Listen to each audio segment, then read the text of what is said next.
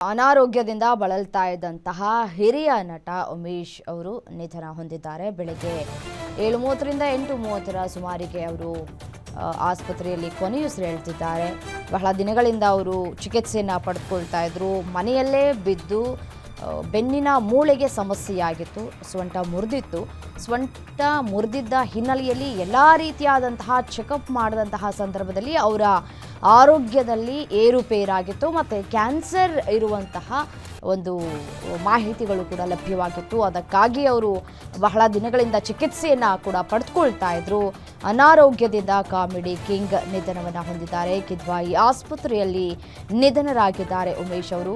350ಕ್ಕೂ ಹೆಚ್ಚು ಸಿನಿಮಾಗಳಲ್ಲಿ ಅಭಿನಯಿಸಿದಂತಹ ನಟ.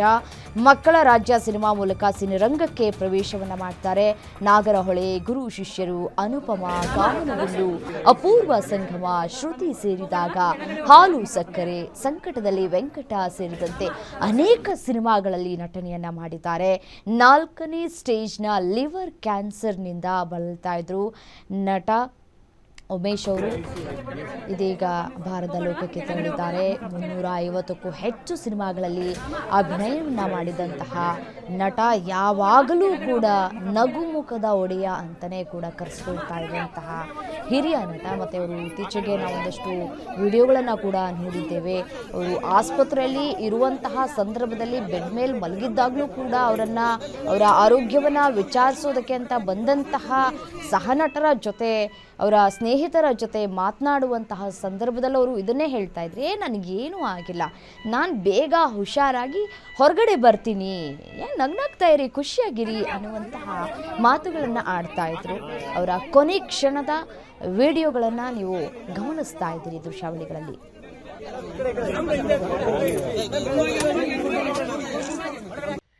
ಹಿರಿಯ ಕಲಾವಿದರಾದ, ಕನ್ನಡ ಚಿತ್ರರಂಗದ ಹಿರಿಯ ಕಲಾವಿದರಾದ ಉಮೇಶ್ ಅಂಕಲ್ ಇವತ್ತು ನಮ್ಮನ್ನು ದೈಹಿಕವಾಗಿ ಬಿಟ್ಟು ಹೋಗಿರೋದು ನಮಗೆಲ್ಲರಿಗೂ ಅತ್ಯಂತ ದುಃಖಕರವಾದ ಒಂದು ಸಂಗತಿ. ಆದರೂ ಕೂಡ ಅವರು ಪೂರ್ಣ ಆಯುಷ್ಯನ್ನು ಕಳೆದಿದ್ದಾರೆ. ಕೊನೆ ಗಳಿಗೆಯಲ್ಲಷ್ಟೇ ಅವರು ಆಸ್ಪತ್ರೆಯನ್ನು ನೋಡಿದ್ದಾರೆ. ಮತ್ತು 6 ದಶಕಗಳ ಕಾಲ, 60 ವರ್ಷಗಳಿಗಿಂತ ಹೆಚ್ಚು ಕನ್ನಡ ಚಿತ್ರರಂಗದಲ್ಲಿ ಸತತವಾಗಿ ದುಡಿದಿದ್ದಾರೆ ಅನ್ನೋದು ನಮಗೆಲ್ಲರಿಗೂ ಕೂಡ ಒಂದು ಮಾರ್ಗದರ್ಶಕ ಅಂತ ಅನಿಸುತ್ತೆ.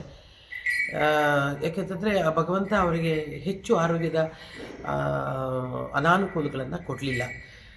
ಕೊನೆಗಳಿಗೆಲ್ಲಷ್ಟೇ ನೋಡಿದ್ರು, ಸದ್ಯ ಅವರು ಅದರಲ್ಲಿ ಬಾಧೆ ಪಡಲಿಲ್ಲ ಅನ್ನೋದು. ಮತ್ತು ಹಲವಾರು ಕಲಾವಿದೆಯರು ಅವರಿಗೆ ನೇರವಾಗಿ ಹೋಗಿ ಅಥವಾ ನೇರವಾಗಿ ಹೋಗದೇ ಇದ್ದರೂ ಕೂಡ ಅವರಿಗೆ ಸಹಾಯ ಮಾಡಿದ್ದು ಆಸ್ಪತ್ರೆಯಲ್ಲಿದ್ದಾಗ ನಿಜವಾಗ್ಲಿಯೂ ಕೂಡ ಅವರಿಗೆಲ್ಲರಿಗೂ ಧನ್ಯವಾದಗಳನ್ನು ಹೇಳ್ತೇನೆ ಒಬ್ಬ ಕಲಾವಿದೆಯಾಗಿ.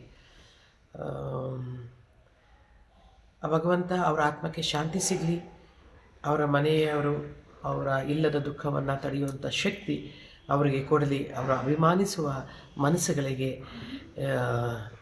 ಒಂದು ರೀತಿಯಾಗಿ ಶಾಂತಿ ಕೊಡಲಿ ಅಂತ ಬೇಡ್ಕೊಳ್ತೀನಿ. ನಮಸ್ಕಾರ. ಅವ್ರದ್ದು ನಂದು ಏನು ಋಣ ಇದೆಯೋ ಗೊತ್ತಿಲ್ಲ. ಕ್ಯಾಶುವಲ್ ಆಗಿ ಮೂಳೆ ಮುರಿದಿದೆ ಅಂತ ಹಾಸ್ಪಿಟ್ಲಿಗೆ ಸೇರಿಸಿದ್ದು. ಸುಮ್ಮನೆ ನಾನು ಡಾಕ್ಟ್ರ್ ಹತ್ರ ಮಾತಾಡ್ತಾ ಇದ್ದೆ, ಏನಂತ ಬಾಡಿ ಚೆಕಪ್ ಮಾಡಿ ಕಳಿಸ್ಬಿಡೋಣ ಸರ್, ಹೆಂಗೂ ಬಂದಿದ್ದಾರೆ, ಮನೇಲಿ ಯಾರೂ ಗಂಡು ಮಕ್ಕಳಿಲ್ಲ ಅಂತ ಹೇಳಿದೆ. ಬೇಡ ಮೇಡಮ್, ಏನಕ್ಕೆ, ಬೆಳಗ್ಗೆ 6 ಗಂಟೆಗೆ ಆಪ್ರೇಷನ್ ಅಂದರು. ಇಲ್ಲ ಸರ್, ಒಂದು ಸಲ ಫುಲ್ ಬಾಡಿ ಚೆಕಪ್ ಮಾಡೋಣ ಅಂದೆ. ಪರವಾಗಿಲ್ವಾ, ಮಾಡಿಸ್ತೀರಾ ಅಂದರು. ಹ್ಞೂ ಸರ್ ಮಾಡಿಸ್ತೀನಿ, ಯಾರನ್ನೋ ನಮ್ಮ ಕಲಾವಿದ್ರು ಕೇಳ್ಕೊಂಡ್ರೆ ಕೊಡ್ತಾರೆ, ಏನು ತೊಂದರೆ ಇಲ್ಲ ಅಂತಂದಾಗ ಅವಾಗ ಸಂಜೆ ಎಲ್ಲ ಚೆಕಪ್ ಮಾಡಿಸಿದಾಗ ಕ್ಯಾನ್ಸರ್ ಅಂತ ಗೊತ್ತಾಯಿತು. ಅದಾದಮೇಲೆ ನಿಮ್ಮೆಲ್ಲ ಮಾಧ್ಯಮಕ್ಕೆ ಕರೆದು ನಾನು ವಿಷಯ ತಿಳಿಸ್ದೆ ನಿಮಗೆ. ಹೀಗೆ ಜೊತೆಲೇ ಇದ್ವಿ, ಓಡಾಡಿಕೊಂಡು ನೋಡ್ತಾ ಇದ್ದೆ. ಮೊನ್ನೆ ಕೂಡ ನಾನು ಗಿರ್ಜಮ್ಮ ಬಂದು ನೀರು ಕೂಡ ಅವ್ರಿಗೆ ಕುಡಿಸಿದ್ವಿ. ಗಿರ್ಜಮ್ಮ ನಾನು ಮೊನ್ನೆ ಬಂದು ಮಾತಾಡಿಸ್ಕೊಂಡು ಗುರ್ತಿಡಿದ್ರು. ಇವತ್ತು ಬೆಳಗ್ಗೆ ಇಲ್ಲ ಅಂತ ಗೊತ್ತಾದ ತಕ್ಷಣ ಮಾಧ್ಯಮದ ಗ್ರೂಪಲ್ಲಿ ನಾನು ಹಾಕಿದ ತಕ್ಷಣ ಅವ್ರ ಆತ್ಮಕ್ಕೆ ಶಾಂತಿ ಸಿಗಲಿ. ಈಗ ತಕ್ಷಣಕ್ಕೆ JP ನಗರ ಅವ್ರ ಮನೆ, ಒಂದು 10 ನಿಮಿಷ ಅಲ್ಲಿ ತೊಗೊಂಡೋಗಿರ್ತಾರೆ, ಒಂದು ಅರ್ಧ ಗಂಟೆ ಇರ್ತಾರೆ ಮನೆ ಹತ್ರ ಇರ್ತಾರೆ 12 ಗಂಟೆವರೆಗೂ. ಅದಾದಮೇಲೆ ಕಲಾಕ್ಷೇತ್ರಕ್ಕೆ ತೊಗೊಂಬರ್ತೀವಿ. ಕಲಾಕ್ಷೇತ್ರ ಯಾಕೆಂದರೆ ಅವ್ರು ಹಿರಿಯ ಕಲಾವಿದರು, ಕಲಾಕ್ಷೇತ್ರಕ್ಕೆ ಇಡಲೇಬೇಕು. ತುಂಬ ದೊಡ್ಡ ಕಲಾವಿದರು ಅವರು, ಅಷ್ಟು ಸುಲಭ ಅಲ್ಲ. ಅವ್ರದ್ದೇ ಆದಂಥ ಒಂದು ಗೌರವ ಇದೆ. ಕಲಾಕ್ಷೇತ್ರದಿಂದ ಮುಂದೆ ಏನು ಮಾಡಬೇಕು ಅಂತ ಕುಟುಂಬದ ಜೊತೆ ಚರ್ಚೆ ಮಾಡಿ, ಇನ್ನೂ ನಮ್ಮ ದೊಡ್ಡ ದೊಡ್ಡ ಕಲಾವಿದರುಗಳಿದ್ದಾರೆ, ಎಲ್ಲರೂ ಸೇರಿಕೊಂಡು ಏನೇನು ಮಾಡಬೇಕು ಅದೆಲ್ಲ ಮಾಡಿ ನಾವು ಕಳಿಸ್ಕೊಡ್ತೀವಿ. ಅವ್ರದ್ದು ನಂದು ಏನು ಋಣ ಇದೆಯೋ